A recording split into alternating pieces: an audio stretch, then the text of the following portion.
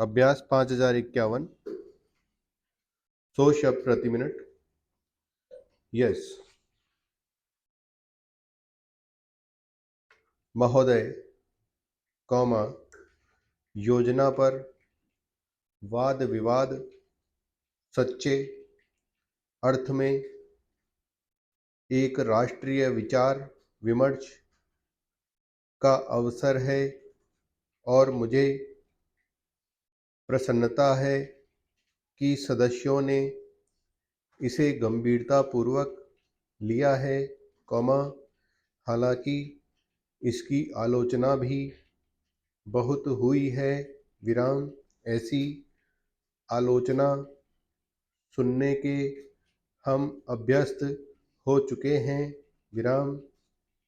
पहले इसका लक्ष्य जीवन का विचार ही हुआ करता था, सौभाग्य से,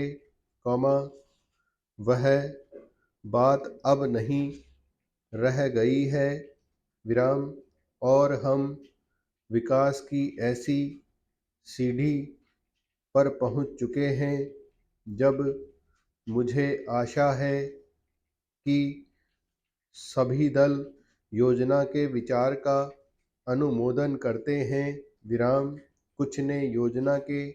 कुछ अंशों का अनुमोदन किया है और अपनी आलोचना अनेक कार्यक्रम को लागू करने के तरीके के लिए सुरक्षित रखी है, कई सदस्य ऐसे हैं जो योजना के हमारे ढंग को बिल्कुल पसंद नहीं करते, अब यह स्पष्ट है कि हम में से प्रत्येक व्यक्ति के रूप में नहीं,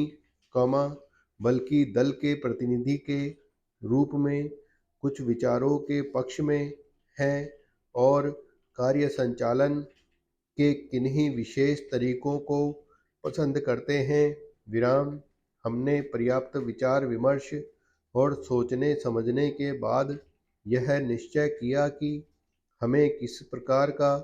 योजना आयोग बनाना चाहिए और आयोग को किस ढंग से काम करना चाहिए, योजना आयोग में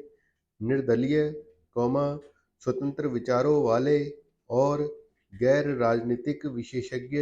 होते हैं, लेकिन वे पूरी तरह से योजना के लिए जिम्मेदार नहीं होते, योजना का निर्माण प्रत्येक राज्य के विभिन्न स्तरों के लोगों के साथ अनेक विचार विनिमयों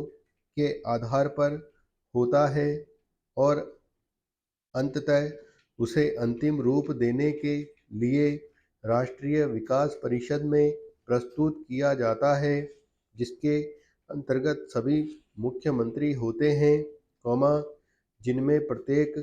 अन्य दलों के होते हैं, वे मिल बैठकर अपने विचार व्यक्त करते हैं, यह ठीक है कि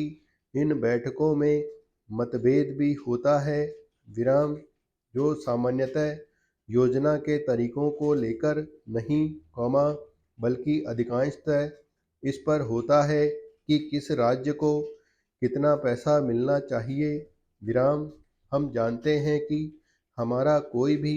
ऐसा कार्यक्रम नहीं है जो हमारी पूरी जनसंख्या की आवश्यकता के लिए पर्याप्त हो, सभी समय उपलब्ध साधनों और जनता की आवश्यकता के बीच सामंजस्य के लिए प्रयास करना होता है, यह सोचना होता है कि क्या किया जाना चाहिए अथवा एक दूसरे के लिए क्या किया जाना चाहिए, कुल मिलाकर यह योजना अगले 4 वर्षों के लिए प्रगति का घोषणा पत्र है, हमें कुछ अनुमान है,